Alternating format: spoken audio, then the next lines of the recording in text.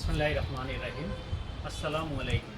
আজকে আমি সোলার সিস্টেমের টেকনিক্যাল কিছু বিষয় নিয়ে কথা বলবো।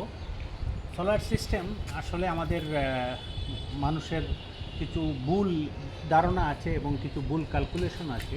এই জন্য আমি কিছু টেকনিক্যাল বিষয় নিয়ে কথা বলতে চাচ্ছি। আমি এখানে কুলাউড়া শপিং কমপ্লেক্সে একটা সোলার সিস্টেম ওনাদেরকে করে দিয়েছি। সেটা আসলে উনি আমার ফ্রেন্ড, ওই হিসাবে আমি ওনাকে সিস্টেমটা করে দিয়েছি। মেইনলি ওনার লিফট চালানোর জন্য, পাশাপাশি ওনার বিল্ডিংয়ের পানির মোটর, তারপর বিল্ডিংয়ের করিডোর বা প্যাসেজ, এগুলার যে সাধারণ জেনারেল লাইট, তারপরে ওনার একটা অফিস আছে, ওই অফিসের এসি সহকারে যাবতীয় জিনিসগুলা, এবং সিসিটিভি, তারপরে ইন্টারনেট সার্ভার, এই জিনিসগুলো এই সিস্টেম থেকে চলবে। এখন আমি শুরু করি সোলার প্যানেল থেকে। এখানে আমি দুইটা সেট সোলার প্যানেল করেছি। দুই সেটে টোটাল 32 প্যানেল। তো 32 প্যানেল, প্রতিটা প্যানেল হলো 620 ওয়াট। তার মানে আমি টোটাল প্যানেল লাগাইছি এখানে 19,840 ওয়াটের প্যানেল। আমাদেরকে এই জায়গায় একটা জিনিস খেয়াল করতে হবে যে প্যানেলের যদিও ওয়াট লেখা থাকে 620, কিন্তু আমরা কখনো 100% আউটপুট পাবো না। আমরা আউটপুট ম্যাক্সিমাম 70-80% পেতে পারি, তাও খুব কম। নিম্নে আমরা 50%। তো এভারেজ আমরা সাধারণত ক্যালকুলেশনে 60% ধরা হয়, যে 60% আউটপুট মোটামুটি পাওয়া যায়। তো 60% আউটপুট প্রায় প্রতিদিন 6 ঘন্টা, এভারেজ 60% আউটপুট প্রায় 6 ঘন্টা। তো 6 ঘন্টায় যদি 60% পাওয়া যায়, তো আমার এখানে 60% হচ্ছে টোটাল 19,840, সে 60% আমার এখানে total 620 watt into 32 panel, 19,840 watt into 60%, মানে 11,904 ওয়াট আমি পাচ্ছি এক্স্যাক্টলি যখন 60% আউটপুট পাবো। এটা যদি আমি প্রতিদিন 6 আওয়ার পাই, তার মানে আমি এখানে 71 কিলোওয়াট আওয়ার পাচ্ছি, মানে 71 ইউনিট আমি এই সিস্টেম থেকে পাচ্ছি। এখানে সোলার প্যানেল ফিক্সের ব্যাপারে বা ইনস্টলেশনের ব্যাপারে আরও কিছু বিষয় লক্ষ্য করতে হয়। যেহেতু আমাদের দেশ অনেক ঝড় তুফান হয়, শিলাবৃষ্টি হয়, স্ট্রাকচারটা অনেক স্ট্রং হতে হবে। এই জন্য এখানে আমরা যে স্ট্রাকচারটা করেছি, স্ট্রাকচারের প্রতিটি কলাম বা পিলার যেটা, সেটা এমএস পাইপ দিয়ে করেছি এবং পাইপটার ভিতরে সিমেন্ট দিয়ে ফিল করেছি। বাকিগুলা আমরা অ্যাঙ্গেল 4 mm এবং 3 mm এর মিক্স করে অ্যাঙ্গেল দিয়ে করেছি। এখানে আরেকটা বিষয় লক্ষ্য করতে হবে, বাতাসটা পাস হওয়ার জন্য প্রতিটা প্যানেলের মধ্যে একটা গ্যাপ আছে 1 ইঞ্চি পরিমাণ। আবার দুইটা সেটের মধ্যে প্রায় 1.5 ফুটের মতো গ্যাপ আছে, যাতে বাতাসটা সরাসরি পুরো প্যানেলে না লাগে, বাতাসটা যাতে বাইর হয়ে যায়। তখন আমাদের তুফান বা বাতাসের ব্যাগটা অনেকটাই প্যানেলকে সেভ করতে পারবে, কারণ বাতাসটা বাইর হয়ে চলে যাবে এই গ্যাপগুলা দিয়ে। তো এই সমস্ত জিনিসগুলো আমাদের লক্ষ্য করতে হবে।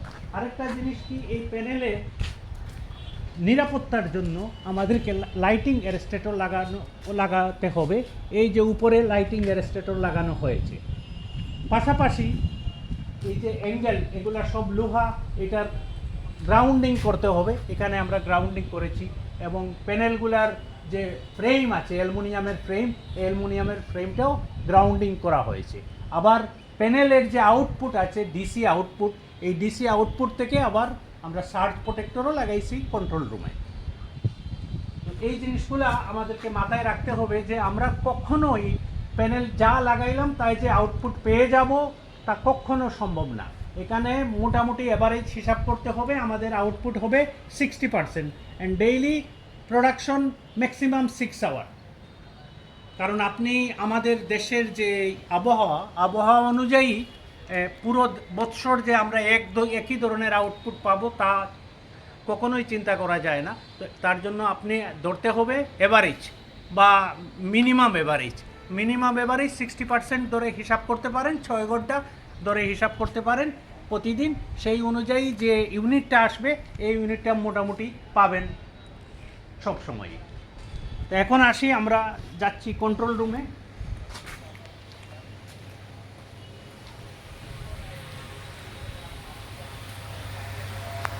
এখানে কন্ট্রোল রুমে প্যানেল থেকে যে ডিসি আসতেছে, এই ডিসিটা এই ইনভার্টার, আমরা ইনভার্টার লাগিয়েছি সলিস। সলিস একটা ভালো কোম্পানি।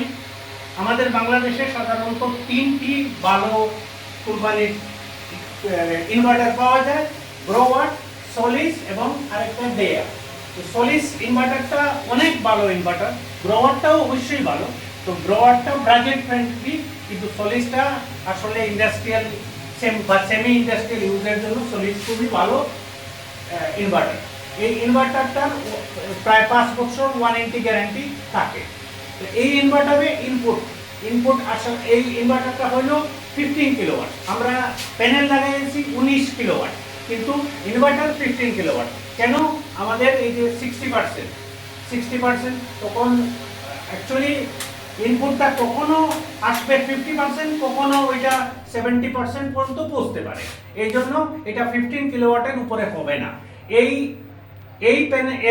ইনভার্টারে আমরা ম্যাক্সিমাম 24,000 ওয়াট পর্যন্ত, অর্থাৎ 24 কিলোওয়াট পর্যন্ত প্যানেল ইনপুট দিতে পারি। এই ইনভার্টারের সাথে আমরা 3টা ব্যাটারি ইনস্টল করেছি। এই ব্যাটারিগুলো প্রতিটি ব্যাটারি 16 কিলোওয়াটের, কিন্তু এই জায়গায় আমরা ভুল করি। 16 কিলোওয়াট যদিও ব্যাটারি, কিন্তু এই ব্যাটারি থেকে আমরা আউটপুট কখনোই 16 কিলোওয়াট পাবো না। 16 কিলোওয়াটের আউটপুটে আমরা এভারেজলি 12 কিলোওয়াট পাবো। তার মানে আমরা এই ব্যাটারি থেকে তিনটি ব্যাটারি 12 কিলোওয়াট প্রায় 36 কিলোওয়াট লোড আমরা এখান থেকে পাবো, অর্থাৎ 36 ইউনিট পাবো, যেটা অফ গ্রিড বলতে যখন আমাদের সোলার থাকে না রাতের বেলা। এখন এই সিস্টেম থেকে আমরা টোটাল কত পাচ্ছি? এখান থেকে পাচ্ছি 36 ইউনিট, আর রানিং সোলার অবস্থায় আমরা মিনিমাম আরো 10 ইউনিট পাবো। তার মানে টোটাল 46 ইউনিট তো মিনিমাম আমরা পাচ্ছি এখান থেকে ইউজেবল প্রতিদিন। যখন থাকবে, দিনের আলোটা ভালো থাকবে বা সারাদিন সূর্য থাকবে, তখন আমাদের এই আউটপুটটা আরো অনেক বেশিতে পৌঁছে যাবে। কিন্তু ওই আউটপুটের উপর ভরসা করে তো আমরা সিস্টেম লোড দিতে পারি না। সিস্টেম লোডটা দিতে হবে মোটামুটি মিনিমাম এভারেজ লোড। এইখানে আমরা লোড প্রায় ম্যাক্সিমাম 40 কিলোওয়াট আওয়ার পর্যন্ত দেব, মানে 40 ইউনিট লোড আমরা প্রতিদিন এটা থেকে উইথড্র করব, এর উপরে দিব না। কারণ এর উপরে যদি আমরা লোডটা দেই, কখনো ডাউন হয়ে যাবে, কখনো আপ হয়ে যাবে, তখন সিস্টেমের সমস্যা হতে পারে। এই জন্য মিনিমাম লোডটা। এখানে আরেকটা বিষয় উল্লেখযোগ্য যে সোলার সিস্টেম দুইভাবে করা যায়। শুধু ব্যাকআপের জন্য, যেমন ইলেকট্রিসিটি নাই, ওই ব্যাকআপের জন্য আমরা করতে পারি, তখন আমাদের এত কিছু প্রয়োজন হবে না। আর শুধু ব্যাকআপের 2 ঘন্টা বা 3 ঘন্টার হিসাব করে আমরা সিস্টেমটা করতে পারি, তখন আমাদের অনেক কম খরচে হয়ে যাবে।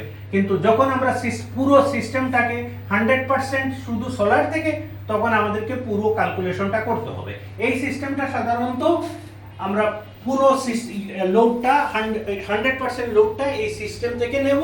এই জন্যই আমি ক্যালকুলেট করেছি যাতে সব সময় 365 ডেজ আমরা 100% লোড ইউজ করতে পারি, ওই হিসাব করেই সিস্টেমটা করা হয়েছে। তো এখন পর্যন্ত এই সিস্টেমটা কমপ্লিট করেছি প্রায় 1 সপ্তাহ আগে। এখন পর্যন্ত সিস্টেমটা খুবই ভালো চলতেছে, কোনো ধরনের কোনো সমস্যা হচ্ছে না, আলহামদুলিল্লাহ। ধন্যবাদ, থ্যাংক ইউ, আসসালামু আলাইকুম।